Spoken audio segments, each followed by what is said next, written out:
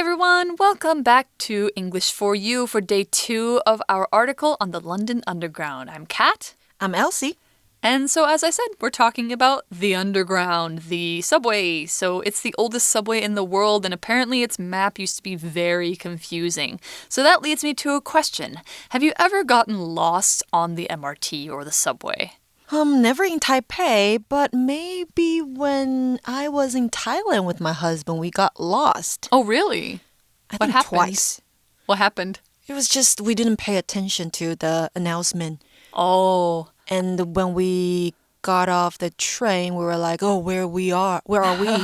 And we couldn't find out the exit. Oh, yeah. Right away, There's definitely been times where I took the line going the wrong way, but I figured it out pretty fast. Yeah. But I think getting lost, I didn't get lost in the lines, but I've gotten lost in Taipei main station more than one time. It's really big there. God, it's so complicated.太复杂了. Yeah. So a lot of people might feel the same about the London Underground until its map got fixed. So yesterday we learned that Harry Beck designed a better map. Well, we didn't really learn about what that map was like or why it was better. So that's what we're actually learning about in today's article. So why don't we go ahead and get into it? Reading.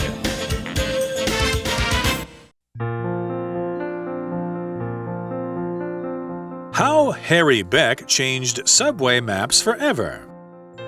Beck's map was beautifully simple. He applied his knowledge of electrical systems and made a diagram rather than a true map. He ignored distances and geography and spaced out the stations evenly on each line. The lines only ran in 3 directions: horizontally, vertically, and at a 45-degree angle.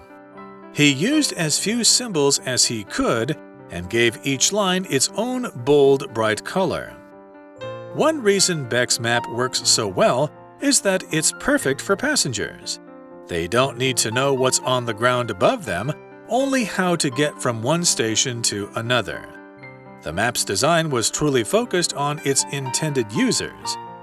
It also communicates a huge amount of detail in the simplest way possible. Beck's design inspired the subway maps that we see all around the world today.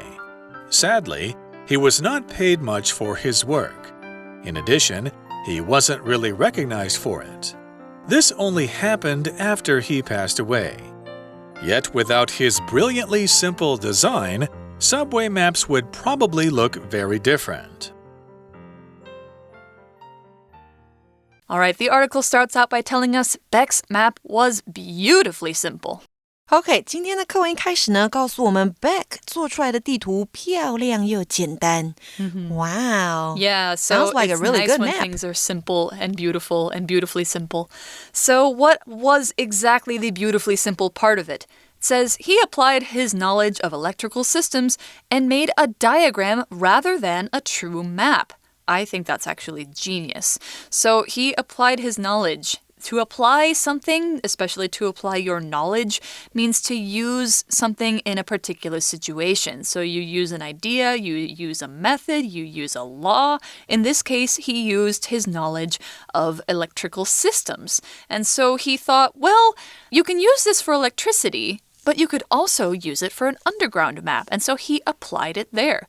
So in another example, we can apply this scientific idea to many fields, like the study of human minds or planets. So he did this rather than making a true map. He made a diagram. So rather than doing something else means in place of A, you do B. So you did B rather than A is how it would go. So instead of making a true map, he made a diagram.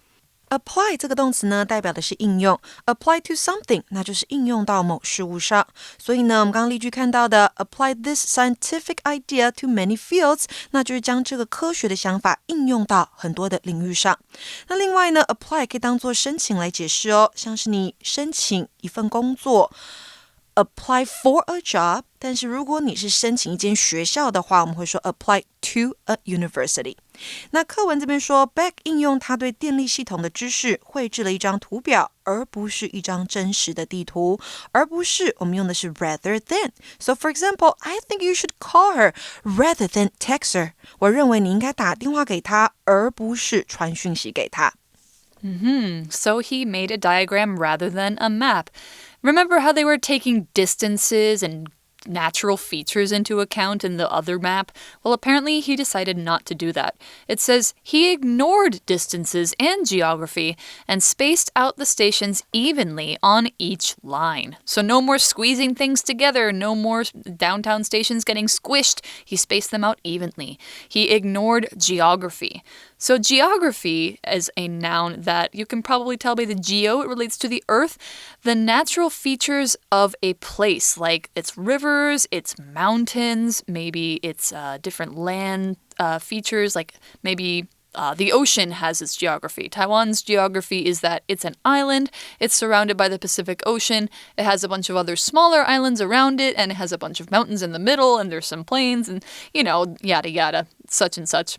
So the geography of Taiwan, an example sentence, the geography of Taiwan is very interesting because it's covered in mountains. So yeah, if you ignore geography, that means you're ignoring how the land looks and you're just focusing on the stations. And you're spacing them out evenly. To space something out means to place things so that there's a certain amount of space in between them. They're not going to be squished together. There's going to be space between them so they're easy to read. OK, 所以呢 geography 指的是地势地形，就是我们在 Day 1的时候说到的 the natural features。 那还有geography 也可以代表你读的地理科目。所以我们的 Harry Beck 他忽略了距离和地理样貌，并且平均的间隔开每一站 so that all the stations names wouldn't be squeezed together， 这样名字就不会被挤在一起。那 space something out 代表的是将点点点平均的间隔。 Such a brilliant man。I agree. So the article says the lines only ran in 3 directions, horizontally, vertically, and at a 45-degree angle, or you could say diagonally. So we have 3 directions here, and they are horizontally, horizontal, which means from left to right, vertically, which means from top to bottom, and then at a 45-degree angle, you could also say diagonally, at an angle that's between horizontal and vertical. 那这边我们说到路线呢只有3种方向 horizontally 水平的 vertically 垂直的或者是呈45度角的斜线，就这3种。So basically, it's very simple to read because you don't have to keep looking at curvy lines. You just have very straight lines. And that's not the only thing he did. He used as few symbols as he could and gave each line its own bold, bright color. Just like today. So we have lines with bold colors. Bold is an adjective that means very easy to see, very noticeable. So bold colors might be like a bright red, a very bright yellow, nice rich green, dark blue, something like that. So bold colors, very easy to see. And of course you want that in a map. So an example, I wore a bold blue and yellow dress to school today, and many people spoke to me about it. Bold 这个形容词呢代表醒目的，所以bold color 代表就是醒目的颜色。那另外呢 bold 还可以解释为大胆的，像是 a bold attempt 大胆的尝试， a bold decision 大胆的决定。好，也可以用这个字来形容。那课文说Beck 利用一些符号，并且让每一条路线都有属于自己的醒目明亮的颜色。So basically, Beck's map spaces out the stations. He uses bold colors for all the lines, not many symbols, and they're all straight lines. Sounds a lot like the subway maps we use in Taipei, right? Right. Yeah, so I think probably his idea spread very far. And, of course, it was very successful. One reason Beck's map works so well is that it's perfect for passengers. 那 Beck 的地图如此成功，其中有一个原因就是对乘客来说相当的完美。Because it's easy to read. It's easy to read, and also, like, you're in the underground. You're not walking around streets. You're just going on a train.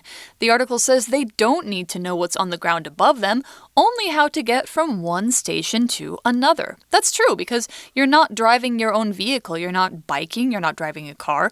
You don't need to worry about geography. You just need to know the stations. Right， 他们根本不用知道地面上有什么，只需要知道呢如何从一站搭到另一站就可以了。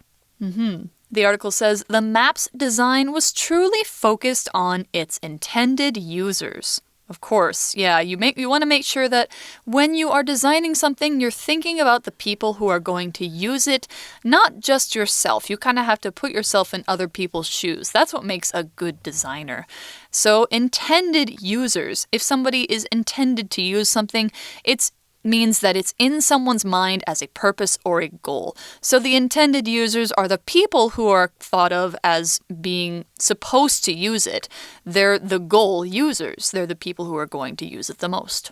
Intended 这个形容词呢，代表预期的或是作为目标的。Its intended users 那就是它的预期使用者，也就是搭地铁的人。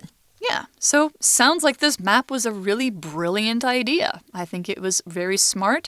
And, the fact that we still use something very much like it today means that it must have been really successful, don't you think? Right. Yeah.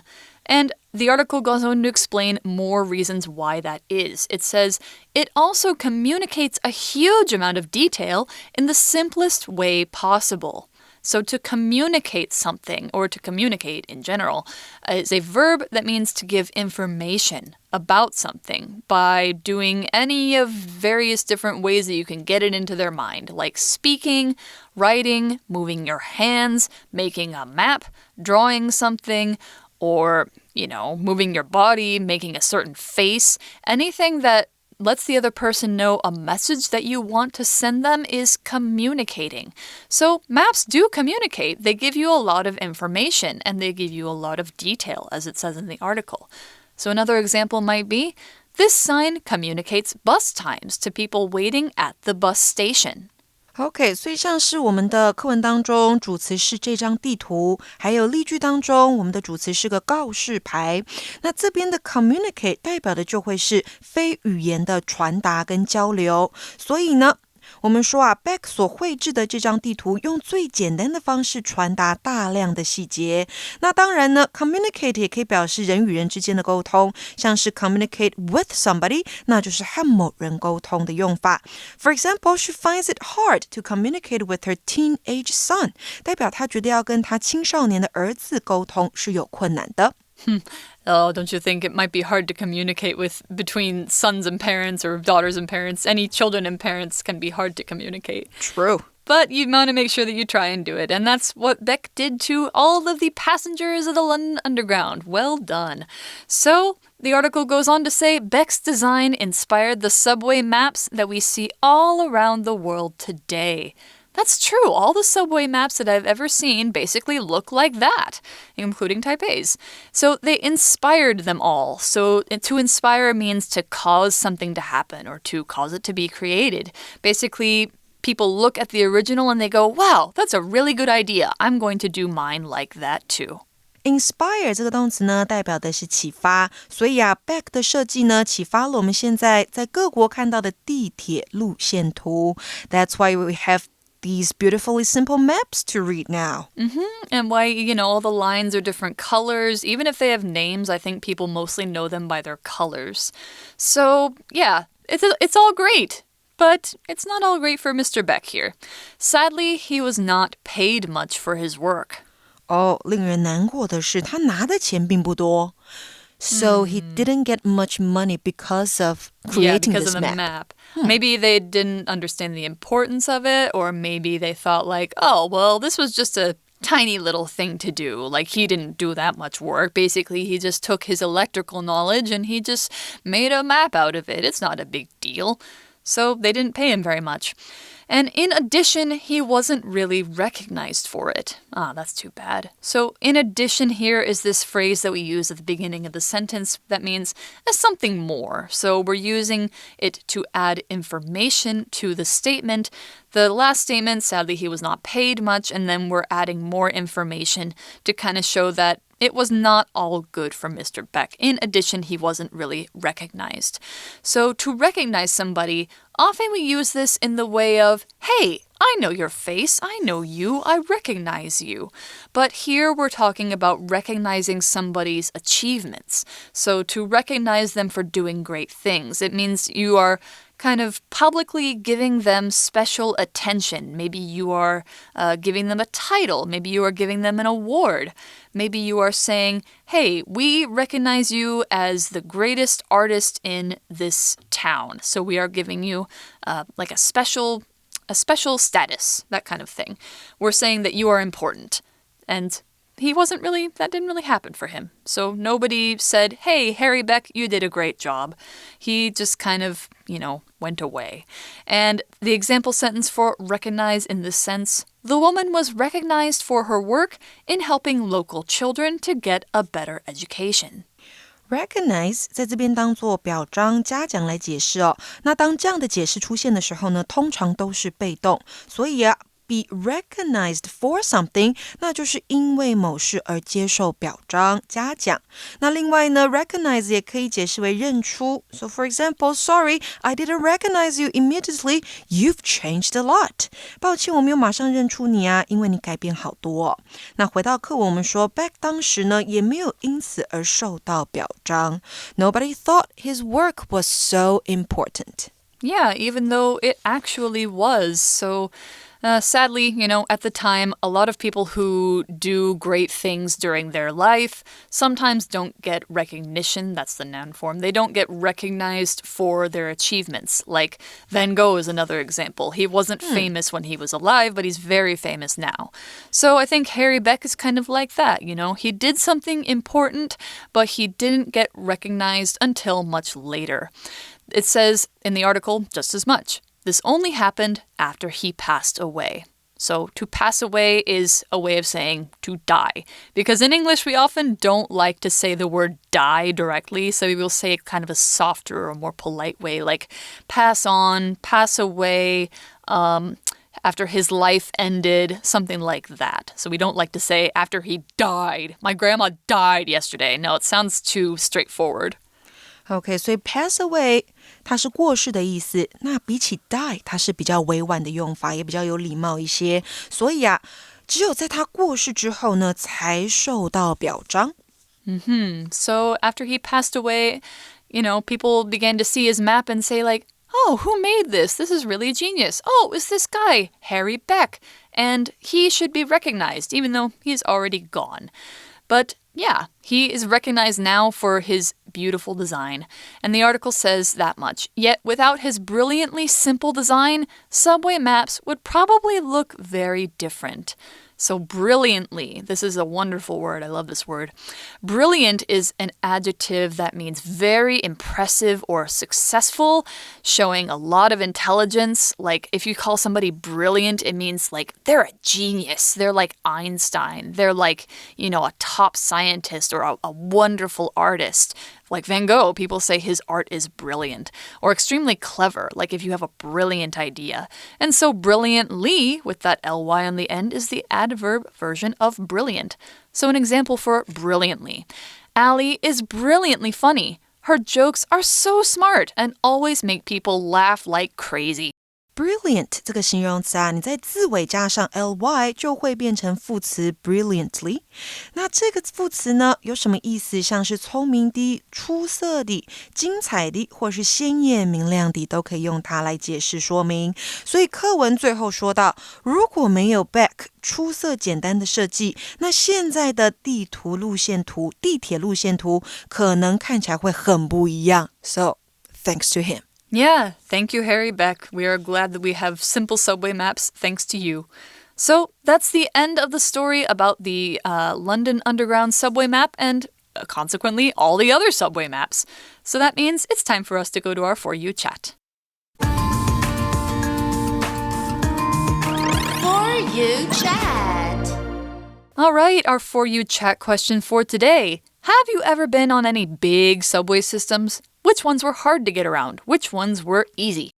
Oh, I think we've talked about this topic before, huh? Yeah, I guess so. I can list all the ones I've been on. Let me think. Okay, I've been in New York, I think Paris. Do you think Taipei's is a big one? Is one of the big subway systems? It's mid-sized. I will say it's mid-sized. So like you said, Tokyo's is really big. Real big. And Tokyo's trains are owned by 2 different companies. I don't think they're actually public. So that's really complicated sometimes. Okay. And New York ones, it's not that big, but it's very dirty. Yeah, and the stations are not very updated. So like you have to basically pay like a coin or some kind of like a Metro card to get in, but it's a traditional turnstile. It's not electronic or anything like that. And I think Paris is basically the same. Yeah, pretty much. But a little bit cleaner than New York's. And I went to the one in Seoul a few times in South Korea. And I'd say Seoul and Tokyo are maybe on the same level in terms of like how clean they are and how efficient they are. It's not bad. Yeah. Okay, but I still think our Taipei ones is the best. Yeah, I agree. Taipei and Singapore for me. But Taipei is definitely where I want to live. Singapore maybe have a better train. I don't want to live there. Right. All right, so that's all our chat about subways. You guys can talk about this yourself, and we will see you next time. We hope you've enjoyed learning with us today. For English for You, I'm Kat. I'm Elsie. Bye-bye. Bye. Vocabulary Review. Apply. Julie was happy to start her first job so she could apply the skills she learned in school. Geography. Brian knows the geography of this area well because he has lived here his whole life. Bold. Henry wore a bold red tie that really looked good with his black suit. Communicate. Dogs can't talk, but they often communicate with us by using their body language. Recognize. The company recognizes its workers' achievements with its Employee of the Month award. Brilliantly. Brad's father was proud of him for doing brilliantly on his spelling test. 智慧小补帖 Horizontally. Vertically. Intended. Inspire.